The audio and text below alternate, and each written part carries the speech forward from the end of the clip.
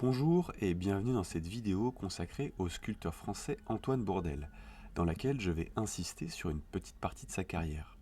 Ce sujet s'inscrit dans une série plus large dédiée à l'année 1911 et son apport culturel dans l'histoire de l'art occidental. Si vous souhaitez en savoir plus et découvrir la suite, je vous invite dès maintenant à me suivre en vous abonnant à cette chaîne. Fils d'ébéniste, Émile-Antoine Bourdelle, né en 1861 à Montauban, se forme successivement aux Beaux-Arts de Toulouse et de Paris. En 1893, le jeune trentenaire rentre dans l'atelier du fameux Auguste Rodin. Après une longue période d'apprentissage et de collaboration, il finit par imposer son style et sa notoriété croissante l'amène à être considéré comme un des artistes les plus prometteurs de sa génération. Entre le lyrisme de Rodin, la puissance anatomique de Michel-Ange et la rigueur du classicisme antique, Bourdelle s'affirme en cherchant une simplification des formes, une force expressive et une monumentalité qui préfigure l'art déco et l'expressionnisme. Entre 1909 et 1910, après avoir réalisé deux œuvres clés qui marqueront sa carrière, Tête d'Apollon et Héraclès Archer, Bourdelle, avoisinant les 50 ans et en pleine ascension, commence aussi sa carrière d'enseignant et deviendra un pédagogue avéré. Reconnu à l'international, il reçoit de multiples commandes prestigieuses. C'est donc un tournant majeur dans la carrière d'un des plus grands sculpteurs modernes que nous allons étudier à présent. Nous verrons ensuite comment cette première grande commande architecturale publique l'amène à créer l'une de ses œuvres phares, la plus personnelle et la plus touchante de toutes. Du centaure mourant, Bourdelle confie qu'il meurt comme tous les dieux parce qu'il ne croit plus en lui. Mais tout au long de sa carrière, le sculpteur n'a jamais cessé de croire à la vitalité créatrice des mythes gréco-romains. Défenseur d'une unité primordiale entre sculpture et architecture, Bourdelle se situe dans la lignée des sécessions européennes et de l'Art nouveau, développé notamment en Autriche et en Allemagne à partir de la fin du XIXe, se caractérisant dès le début par une conception géométrique et rectiligne de l'ornement influencé par le symbolisme. En 1911, il conçoit la façade du Théâtre des Champs-Élysées, édifié avenue Montaigne à Paris, sous la conduite des frères Auguste et Gustave Perret. Une frise gigantesque en haut et 5 bas-reliefs plus bas rythment les grandes lignes de cette bâtisse ambitieuse, inspirée du Parthénon. Sans qu'aucun geste, aucun plan, aucune ombre, aucune saillie des sculptures n'offusque le mur ni le brise, disait lui-même Bourdelle. Le sculpteur choisit de représenter en marbre blanc 5 allégories des arts. Ces bas-reliefs sont des métopes, intervalles carrés sculptés séparant 2 triglyphes, un style architectural fidèle au temple athénien construit il y a plus de 2400 ans, bien que novateur dans l'utilisation et l'esthétisation du béton armé, avec une façade plane, sans colonnes, réduite à l'essentiel. On retrouve ainsi 10 personnages qui se confrontent, communiant la réunion de deux êtres ou de deux époques.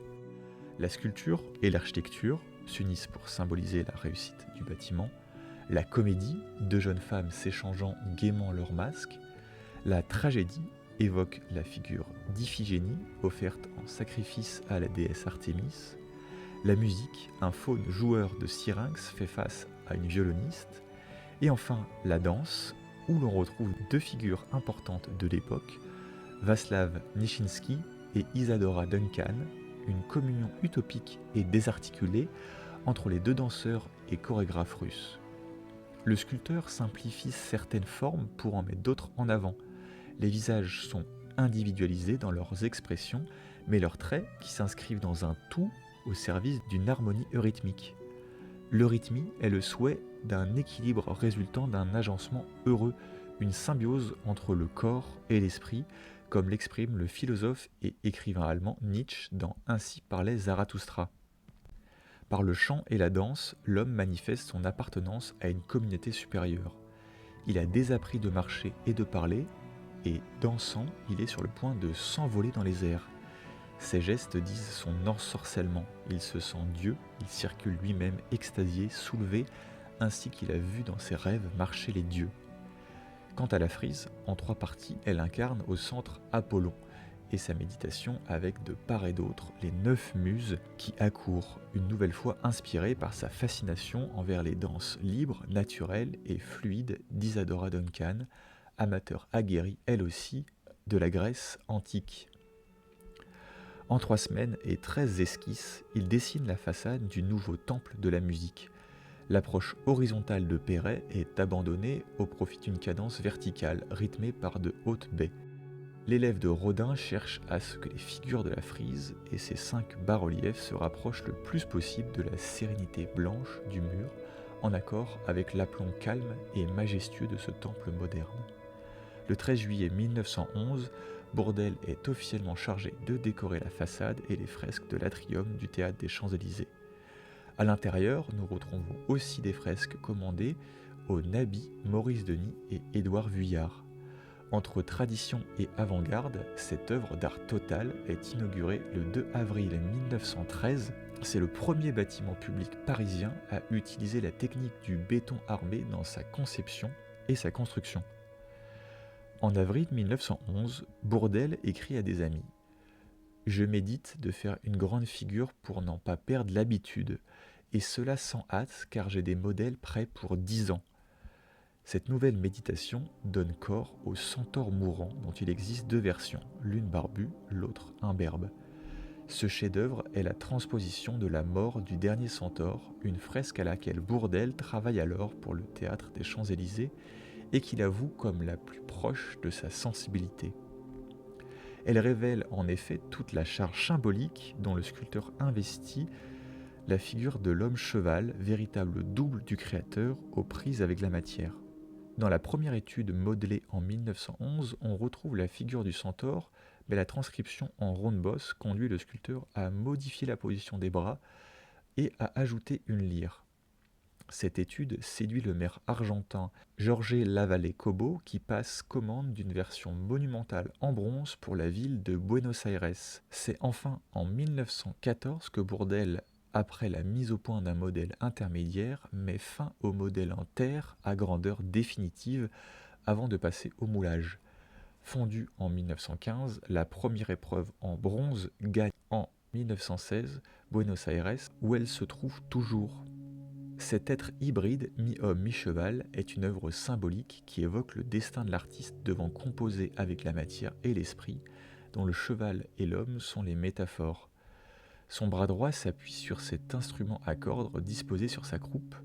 Sa tête repose, penchée de façon définitive sur son épaule gauche, tandis que ses pattes fléchissent, prêtes sans doute à s'écrouler. Dissymétrique de face et géométrique de profil, il résiste pour autant. Le plus juste des centaures, le sage Chiron, est accidentellement blessé à mort par Héraclès. Les sabots rivés à la terre, le torse tendu vers le haut, il s'appuie encore sur la lyre, instrument d'Apollon, dieu de la poésie et de la musique, et symbole de son élévation vers l'idéal. Selon le mythe, Chiron choisit de mourir pour échapper à la souffrance d'une blessure incurable. Pour Bourdelle, cette mort tragique et noble du dernier centaure représente aussi la fin d'une époque. Les dieux, disait-il, meurent quand on ne croit plus en eux.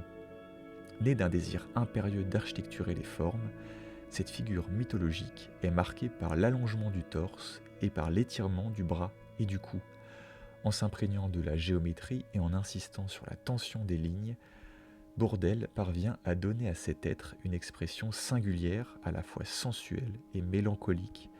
Cette figure allégorique incarne la lutte intérieure et symbolise même la condition humaine. Pour ma part, j'admire dans cette œuvre le caractère apaisé et serein qui se dégage de cette sculpture. Quand je me retrouve devant cet impressionnant colosse, il me paraît calme, inoffensif et endormi dans un sommeil profond, comme si la mort n'était ni une souffrance, ni la fin de la vie, simplement une évidence qu'il avait depuis longtemps anticipée et dans laquelle il se sent bien, reposant en paix dans son nouveau monde.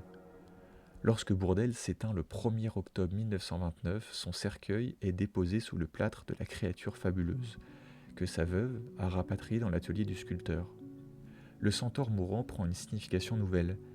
Il semble n'avoir été conçu qu'afin de se retrouver ce soir, à cette place, prononce l'écrivain Claude Aveline.